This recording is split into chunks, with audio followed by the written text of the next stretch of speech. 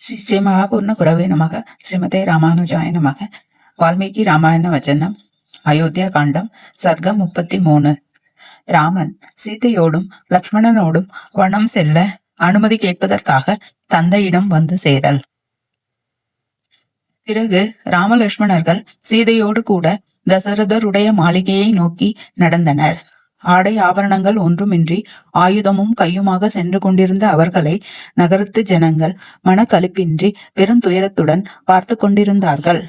ராமன் குடையும் செருப்பும் இல்லாமல் கால்நடையாக செல்வதை ஜனங்கள் கண்டு சகிக்க முடியாமல் தசரதனை வாய் வந்தபடி வைத்தனர்.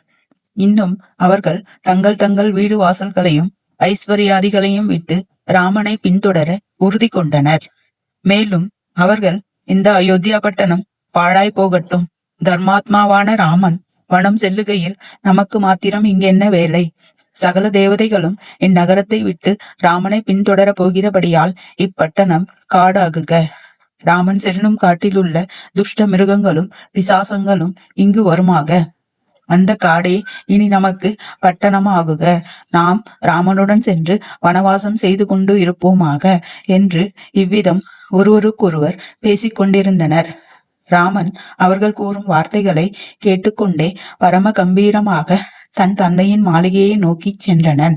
ராமன் அந்த ராஜகிரகத்தில் வருத்தமுற்றிருக்கும் சாரதியான சுமந்திரனை கண்டனன்.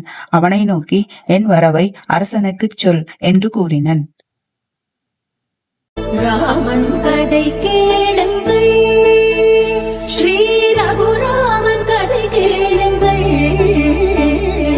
ராமன் கதை கேளுங்கள்.